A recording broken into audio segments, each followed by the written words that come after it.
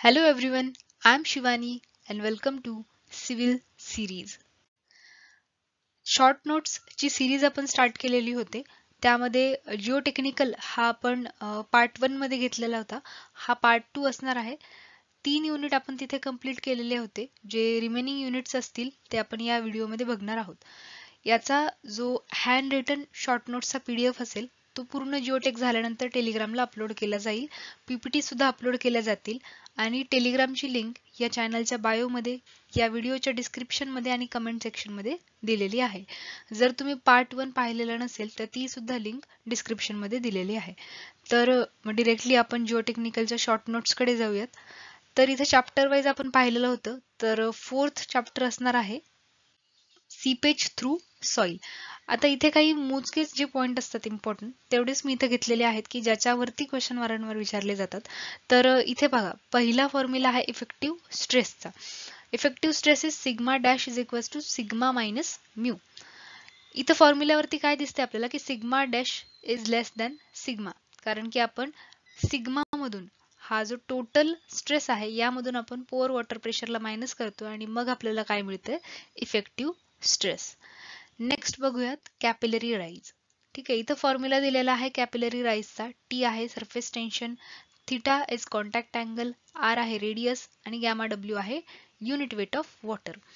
इथं न्यूमरिकल विचारलं जात नाही. इथं विचारलं जातं कॅपिलरी राईजचं relation with respect to surface tension काय आहे किंवा with respect to particle size काय आहे. म्हणजे इथे इन्व्हर्सली येणार कारण हा रेडियस आहे, रेडियस ऑफ सॉइल पोअर.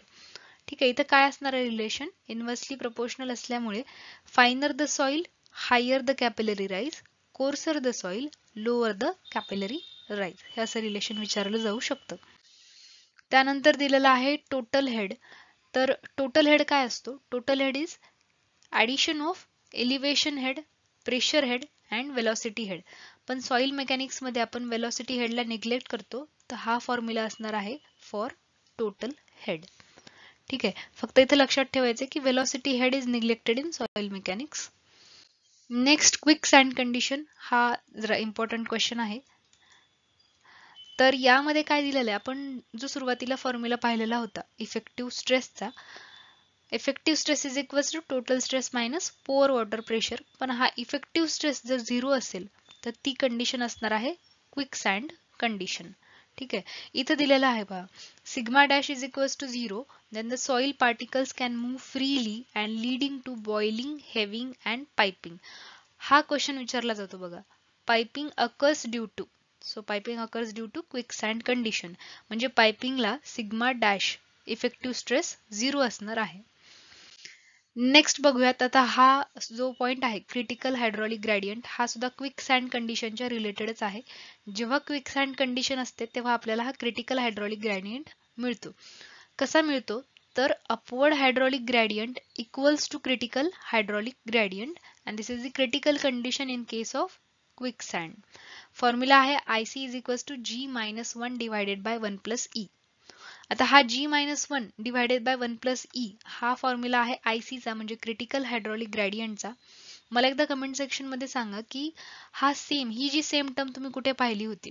तर गॅमा सबमर्जचा फॉर्म्युला काय आहे तो सांगा, म्हणजे तुम्हाला ही टर्म लक्षात येईल.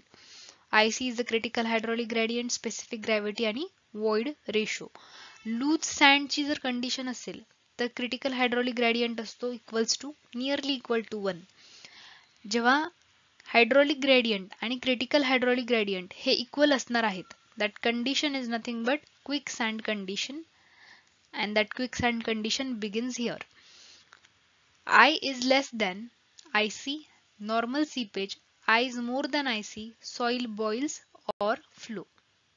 नेक्स्ट बघूयात, इथे नेक्स्ट टॉपिक स्टार्ट होतोय आता, 5th टॉपिक. तर तो दिलेला आहे बॉझिंग्टन्स इक्वेशन आणि वेस्टरगार्ड थिअरी. या दोन्ही थिअरी आपण कशासाठी बघत आहोत, तर वर्टिकल स्ट्रेस डिस्ट्रीब्युशन साठी या दोन्ही थिअरी आहेत. वर्टिकल स्ट्रेस डिस्ट्रीब्युशन साठी यामध्ये बॉझिंग्टन्स मध्ये इम्पॉर्टंट काय आहे की ही जी सॉइल आहे इथे जी कन्सिडर करणार आहेत आपण, ती इलास्टिक, होमोजिनियस आणि आयसोट्रोपिक आहे. The stress distribution due two point load, point load मुळे इथे स्ट्रेस डिस्ट्रीब्युशन होतं. वेस्टरगार्ड थिअरी आपण यूज कशासाठी करतो तर लेयर्ड अँड लॅमिनेटेड सॉइल, इथे स्ट्रॅटिफाईड सॉइल असते आणि बॉझिंग्टन्स मध्ये अनस्ट्रॅटिफाईड सॉइल सुटेबल असते. Assumes no lateral strain and soil resist lateral deformation. Suitable for soil reinforced by layers. Example, geotextile. ठीक आहे. इथे फक्त डिफरन्स वेस्टरगार्डला काय आहे, इलास्टिक आहे, होमोजिनियस आहे, बट नॉन आयसोट्रॉपिक आहे. आणि स्ट्रॅटिफाईडचा डिफरन्स काय आहे तर हा स्ट्रॅटिफाईड आहे आणि हा आहे अनस्ट्रॅटिफाईड.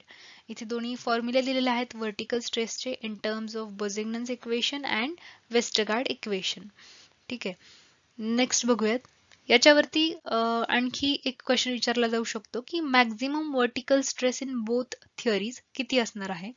मॅक्झिमम वर्टिकल स्ट्रेस कधी येणार जेव्हा R/Z यामधला हा R जो आहे तो 0 असेल तेव्हा काय येणार आहे मॅक्झिमम व्हॅल्यू येईल वर्टिकल स्ट्रेससाठी.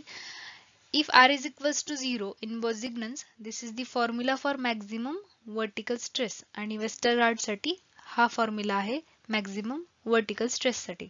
इथे मला सिम्प्लिफिकेशन करून सांगा Q/Z² साठी इथे काय टर्म येईल 3/2 ची आणि इथे काय येईल Q/Z², इथे काय येईल 1/π, इथे काय येणार आहे हे मला कमेंट सेक्शन मध्ये सांगा. नेक्स्ट बघूयात न्यूमार्क्स इन्फ्लुएन्स चार्ट मेथड. आता न्यूमार्क्स इन्फ्लुएन्स चार्ट मेथड मध्ये इथं सुद्धा आपण वर्टिकल स्ट्रेसेस फाइंड आउट करतो. त्याच्यासाठी IF आपण इथं यूज करत आहोत जो की आहे इन्फ्लुएन्स फॅक्टर. इन्फ्लुएन्स फॅक्टर काय आहे 1/m into n. m is radial lines and n is the concentric circles. या दोन्हीचं मल्टिप्लिकेशनचं जर इन्व्हर्जन केलं आपण तर आपल्याला इथे इन्फ्लुएन्स फॅक्टर मिळतोय. हा इन्फ्लुएन्स फॅक्टर आपण यूज करणार आहोत वर्टिकल स्ट्रेस फाइंड आउट करण्यासाठी. Influence factor multiplied by this uniform load intensity and this NA is nothing but number of unit areas covered by loaded region. ठीक आहे. Next बघूयात आता. नेक्स्ट 6th टॉपिक इथे start झालेला आहे. तर हा आहे कॉम्पॅक्शन आणि कन्सॉलिडेशनशी रिलेटेड. फर्स्ट बघा इथे डेफिनेशन मध्ये दिलेला आहे. फर्स्ट कॉम्पॅक्शन आणि कन्सॉलिडेशन मधला एक डिफरन्स असतो की compaction reduces the air voids and consolidation reduces the water. Time criteria काय आहे compaction is a instantaneous process. Instantaneous म्हणजे काय की जेव्हा आपण कंप्रेशन करतो तेव्हा लगेचच किंवा इमिडिएटली ती प्रोसिजर होते. So that process is instantaneous process. आणि कन्सॉलिडेशन प्रोसेसला वेळ लागतो त्यामुळे ही टाइम डिपेंडंट प्रोसेस असणार आहे. कॉम्पॅक्शन साठी सॅच्युरेशन क्रायटेरिया कसा असणार आहे तर कॉम्पॅक्शन मध्ये आपण एअर रिमूव्ह करतो म्हणजे सॉइल सुद्धा अशी हवी की ज्यामध्ये एअर प्रेझेंट असेल. तर एअर प्रेझेंट असणारी सॉइल कोणती असणार आहे पार्शियली सॅच्युरेटेड सॉइल किंवा अनसॅच्युरेटेड सॉइल. आणि कन्सॉलिडेशन साठी आपण वॉटर रिमूव्ह करतो तर इथं आपण फुल्ली सॅच्युरेटेड सॉइल हा क्रायटेरिया कन्सिडर करणार आहोत. नेक्स्ट बघूयात इथे. आता बघा इथे 4 टेस्ट दिलेले आहेत. Standard proctor test, modified proctor test, light compaction test आणि हेवी कॉम्पॅक्शन टेस्ट. यामध्ये mould size, height of drop, weight of hammer, number of layers, number of blows आणि टोटल कॉम्पॅक्शन एनर्जी यावरती प्रत्येकावरती क्वेश्चन विचारला गेलेला आहे. पण सध्यासाठी मला असं वाटतंय की कॉम्पॅक्शन एनर्जी तुम्ही लक्षात ठेवलं पाहिजे. Compaction energy for standard and modified, light and heavy. यावरती रेशोचा क्वेश्चन विचारला जाऊ शकतो की the ratio of modified to standard of compaction energy किंवा मग लाईट आणि हेवी साठी सुद्धा त्याचा रेशो विचारला जाऊ शकतो कॉम्पॅक्शन एनर्जीचा रेशो. यामध्ये सिमिलर कोणता आहे पॅरामीटर तर सिमिलर फक्त नंबर ऑफ ब्लोज आहेत जे की आहेत 25. नंबर ऑफ लेअर पाहिले तर 3, 5, 3, 5 असे आहेत. हाईट ऑफ ड्रॉप सगळ्यात जास्त कशाची आहे तर मॉडिफाईड प्रॉक्टर टेस्टची आहे 457 mm. 305 mm for standard, light साठी 310 mm आणि हेवी साठी आहे 450 mm. मोल्ड साइज स्टँडर्ड आणि मॉडिफाईड साठी सेम आहे, लाईट आणि हेवी साठी सेम आहे. नंतर आहे weight of hammer 2.5 kg for standard आणि 4.5 kg फॉर मॉडिफाईड. इथं मी अप्रॉक्सिमेट व्हॅल्यू दिलेले आहेत. लाईट कॉम्पॅक्शन साठी आहे 2.6 kg आणि हेवी साठी आहे 4.9 kg. नेक्स्ट बघूयात effect of compaction on soil properties. Effect of compaction on soil properties. तर फर्स्ट बघा इथे ड्राय डेन्सिटी दिलेली आहे. ड्राय डेन्सिटीचा इफेक्ट ऑन कॉम्पॅक्शन काय होतो, तर due to dry density the effect of compaction increases. आता ऑप्टिमम मॉइश्चर कंटेंट पाहायला गेलो तर ते व्हेरी होतं. कशावर व्हेरी होतं, तर सॉइल टाईपवर किंवा कॉम्पॅक्टिव्ह एफर्टवर OMC म्हणजे ऑप्टिमम मॉइश्चर कंटेंट हा व्हेरी होतो. परमिएबिलिटी डिक्रीज होते after compaction especially in case of cohesive soils. Shear strength increases up to a limit. Compressibility decreases, settlement reduces. The effect of compaction on soil properties. आणखी काही effects दिलेले आहेत. तर settlement वर काय effect होतो, so settlement reduces, swelling and shrinkage reduces, void ratio decreases, stability improves. void जर remove होत असेल तर स्टेबिलिटी इन्क्रीज होणार आहे. Soil structure changes, flocculated or dispersed या दोन्हीपैकी कोणतंही सॉइल स्ट्रक्चर असू शकतं. Then pore water pressure initially increases and then decreases. ठीक आहे, नेक्स्ट पॉइंट बघूयात field compaction equipment and suitable soil. आता इथं काही इक्विपमेंट्स दिलेले आहेत. Rammer and tamper, smooth wheeled roller, pneumatic tyred roller, sheepsfoot roller आणि व्हायब्रेटरी रोलर. फर्स्ट तुम्हाला डिफरन्स माहित पाहिजे की कोहेजिव्ह सॉइल काय असते आणि सेकंड कोहेजनलेस सॉइल काय असते. कोहेजनलेस म्हणजे काय, तर ग्रॅव्हल अँड सँड. कोहेजिव्ह म्हणजे काय, तर सिल्ट अँड क्ले. ठीक आहे, आता फर्स्ट रॅमर आणि टॅम्पर दिलेला आहे, तर तिथं आहे cohesive soils clay and silty clay. Next आहे स्मूथ व्हील्ड रोलर, तर इथं दिलेला आहे sand gravel with silt, granular soil with some fines. त्यानंतर आहे न्यूमॅटिक टायर्ड रोलर्स, इथे कोहेजिव्ह आहे आणि ग्रॅन्युलर मिक्स सॉइल्स आहेत. इथे काय होतं, इथं ग्रॅन्युलर प्लस सम फाईन्स होतं, इथं ग्रॅन्युलर आहे प्लस कोहेजिव्ह आहे. शिफ्ट फूट रोलर मध्ये कोहेजिव्ह सॉइल ओनली, व्हायब्रेटरी मध्ये ग्रॅन्युलर सॉइल्स. ठीक आहे, म्हणजे लक्षात ठेवायचं की रॅमर आणि शिफ्ट फूट रोलर हे दोन्ही कोहेजिव्ह साठी आहेत. स्मूथ व्हील आणि न्यूमॅटिक रोलर्स जे आहेत ते मिक्स आहेत, कोहेजिव्ह पण आहेत आणि कोहेजनलेस साठी सुद्धा आहेत. व्हायब्रेटरी रोलर हा कोहेजनलेस साठी सुटेबल आहे. ठीक आहे, नेक्स्ट बघूयात आता 7th टॉपिक असणार आहे हा, तर तो आहे कॉम्प्रेसिबिलिटी अँड कन्सॉलिडेशन. कॉम्प्रेसिबिलिटी आणि कन्सॉलिडेशन. कॉम्प्रेसिबिलिटी मध्ये काय करतो आपण, तर इथे फक्त व्हॉल्यूम डिक्रीज होतो under pressure. Consolidation time dependent आहे, आपण आत्ताच पाहिलं होतं.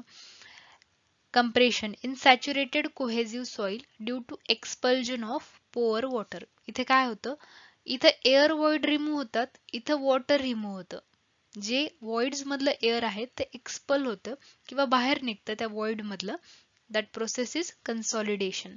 आता इथे आपण दोन पॅरामीटर घेतलेले आहेत कन्सॉलिडेशन सॉइलला डिफरन्शिएट करण्यासाठी. एक आहे NC सॉइल, एक आहे OC soil. Normally consolidated soil and over consolidated soil. First बघा, आता नॉर्मली आणि ओव्हर कन्सॉलिडेटेड डिफरन्शिएट कशावर करतो आपण, तर फर्स्ट मध्ये आहे effective stress greater than current one. इथे इफेक्टिव्ह स्ट्रेस जो आहे that is more than current one. Over consolidated मध्ये काय आहे, तर previously subjected to a greater stress than the effective stress. The soil has been previously subjected to a greater stress than the current effective stress. म्हणजे जी करंटची आहे त्याच्यापेक्षा effective stress हा कमी असणार आहे. ठीक आहे, that is over consolidated condition. इथे इफेक्टिव्ह स्ट्रेस जास्त आहे करंट वन पेक्षा, तर करंटचा स्ट्रेस जास्त आहे इफेक्टिव्ह स्ट्रेस पेक्षा.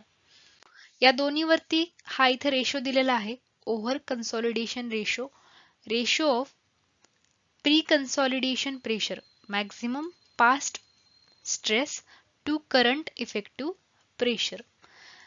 हा जो OCR रेशो आहे त्या OCR रेशो आपण सॉइल टाईप डिफरन्शिएट करण्यासाठी यूज करतो. OCR रेशोची व्हॅल्यू जर 1 असेल then soil is normally consolidated soil. If more than 1 then soil is over consolidated. If OCR value is less than 1 then soil is under consolidated soil or rare or unstable soil. Next compressibility parameter. आता इथेच आपण continue केलेलं आहे पुढे. तर 4 parameter दिलेले आहेत. Coefficient of compressibility, compression index, coefficient of volume compressibility आणि रिकम्प्रेशन index. AV is the coefficient of compressibility, CC compression index, MV is the coefficient of volume compressibility आणि CR आहे रिकम्प्रेशन इंडेक्स. इथे समोर त्याची फॉर्म्युले दिलेले आहेत. आता बघा, हे फॉर्म्युले तर इम्पॉर्टंट आहेत, हे तर तुम्हाला लक्षात ठेवायचेच आहेत. या फॉर्म्युलांसोबत त्याचे युनिट सुद्धा लक्षात ठेवायचे आहेत, कारण की युनिटवर सुद्धा क्वेश्चन विचारला जातो. इथे बघा, दोन्ही युनिट इथे सेम दिसत आहेत तुम्हाला, MV आणि AV, कोएफिशियंट ऑफ कंप्रेसिबिलिटी आणि कोएफिशियंट ऑफ व्हॉल्यूम कंप्रेसिबिलिटी, हे दोन्ही युनिट सेम आहेत. कंप्रेशन इंडेक्स आणि रिकम्प्रेशन इंडेक्स हे युनिटलेस आहेत, कारण की इथे डिरेक्टली रेशो दिलेला आहे. ठीक आहे, नेक्स्ट बघूयात आता सेटलमेंट अनालिसिस चार्ट. इथं सेटलमेंट अनालिसिस चार्ट दिलेला आहे. 2 सेटलमेंट आहेत, एक आहे इमिडिएट सेटलमेंट आणि दुसरी आहे कन्सॉलिडेशन सेटलमेंट. कन्सॉलिडेशन सेटलमेंटला एक प्रायमरी आणि सेकंडरी मध्ये आपण डिफरन्शिएट केलेला आहे. Immediate settlement represented by SI, primary consolidation settlement represented by SC आणि secondary consolidation settlement represented by SS. Total settlement काय असणार आहे, तर immediate settlement plus primary consolidation settlement and secondary consolidation settlement. इथं समोर त्याचे फॉर्म्युले दिलेले आहेत. यामधला जो इमिडिएट सेटलमेंटचा फॉर्म्युला आहे तो इम्पॉर्टंट आहे. इथे न्यूमरिकल विचारला जाऊ शकतो किंवा डिरेक्टली असं विचारलं जाऊ शकतं की इमिडिएट सेटलमेंटचं relation with respect to Poisson's ratio काय आहे, किंवा with respect to width of footing काय आहे, किंवा with respect to influence factor काय रिलेशन आहे, असा क्वेश्चन इथं विचारला जाऊ शकतो. नेक्स्ट आहे Terzaghi one dimensional consolidation theory. याच्यामध्ये तेरजागीचे काही अजम्पशन्स आहेत. फर्स्ट आहे की soil is homogeneous and fully saturated, then soil and water are incompressible, compression occurs in only one direction, म्हणून तर इथं वन डायमेन्शनल लिहिलेलं आहे. Flow of water is only vertical, Darcy's law is valid. MV इथे constant असणार आहे. Coefficient of permeability K सुद्धा constant आहे. No secondary consolidation occur, only primary consolidation occurs here. Instantaneous process आहे आणि initial excess pore water pressure is uniform throughout the soil layer. हे असे काही अजम्पशन्स आहेत जे तेरजागी थिअरीमध्ये कन्सिडर केलेले आहेत आणि हे सगळेच अजम्पशन्स इम्पॉर्टंट आहेत. अजम्पशनवर सुद्धा कधी कधी क्वेश्चन विचारला जाऊ शकतो. देन टाइम फॅक्टर, हा सुद्धा इम्पॉर्टंट टॉपिक आहे. टाइम फॅक्टरचा इथे फॉर्म्युला दिलेला आहे. TV is equals to CV dot H divided by HD square. HD is nothing but length of drainage path. For double drainage H/2 आणि सिंगल ड्रेनेज साठी असणार आहे H. तर इथे रिलेशनवर क्वेश्चन विचारला जाऊ शकतो that time factor is inversely proportional to length of drainage path. आता इथे पहा U पर्सेंटेज. ओके, इथे U पर्सेंटेज काय असणार आहे, तर डिग्री ऑफ कन्सॉलिडेशन आहे. डिग्री ऑफ कन्सॉलिडेशन म्हणजे हा CVच आहे. जर तो 0 असेल, 50 असेल, 60 असेल आणि 90 असेल तर TV ची व्हॅल्यू आपण किती घेणार, तर 0 साठी 0, 50 साठी असेल 0.197, 60 साठी आहे 0.287, 90 साठी आहे 0.848. याच्या रिलेटेडच 2 फॉर्म्युले दिलेले आहेत पुढे. ते आहेत determination of coefficient of consolidation CV find out करण्यासाठी. एक आहे square root of time method आणि दुसरी आहे logarithm of time method. Square root for 90% consolidation and logarithm for 50% consolidation. जसं की आपण आता पाहिलं होतं 0, 50 आणि 90 साठीच्या व्हॅल्यू. ठीक आहे. आता ह्या 50 साठीची व्हॅल्यू काय येणार आहे तर 0.197 अशी व्हॅल्यू आहे अँड फॉर 90 0.848 ही अशी इथं व्हॅल्यू आपल्याला येणार आहे. तर अशा प्रकारे तो जो चार्ट होता तो तुम्हाला इथे यूज करता येणार आहे. आणि हे जे दोन्ही फॉर्म्युले आहेत ते आहेत coefficient of consolidation find out करण्यासाठी. दोन्ही वेगवेगळ्या मेथड आहेत. एक आहे स्क्वेअर आणि दुसरी आहे लॉगॅरिथम ऑफ टाइम मेथड. आणि इथे पर्टिक्युलरली दिलेल्या ज्या व्हॅल्यू आहेत त्याच तुम्हाला इथे कन्सिडर कराव्या लागणार आहेत. स्क्वेअर साठी 90, लॉगॅरिथम साठी 50%. तर इथे आपण 7 युनिट कंप्लीट केलेले आहेत. आणखी थोडे युनिट बाकी आहेत जिओटेक मध्ये. तर बराचसा इम्पॉर्टंट पार्ट आपण इथे कव्हर केलेला आहे. याच्या ज्या पीडीएफ असतील या पीपीटीच्या त्या तुम्हाला टेलिग्रामवर अवेलेबल होतील. जो फर्स्ट पार्ट आहे त्याची जी पीपीटी आहे ती मी अपलोड केलेली आहे आणि हा जो व्हिडिओ आहे त्याची पीपीटी येत्या 2-3 दिवसात मी अपलोड करून देईल. आणि जेव्हा पूर्ण जिओटेक होईल तेव्हा तर तुम्हाला माहिती आहे तो पूर्ण जो हँड रिटन नोट्सचा पीडीएफ आहे तो तुम्हाला अवेलेबल होईल. पण त्यासाठी तुम्हाला एक काम करायचं आहे. फर्स्ट पार्ट, सेकंड पार्ट आणि येणारा थर्ड पार्ट हे तिन्ही पाहायचे आहेत आणि हे तिन्ही पाहिल्यानंतरच त्या जो शॉर्ट नोट्सचा पीडीएफ आहे तो तुम्हाला रेफर करायचा आहे. तर व्हिडिओ शेवटपर्यंत पाहिल्याबद्दल थँक्यू.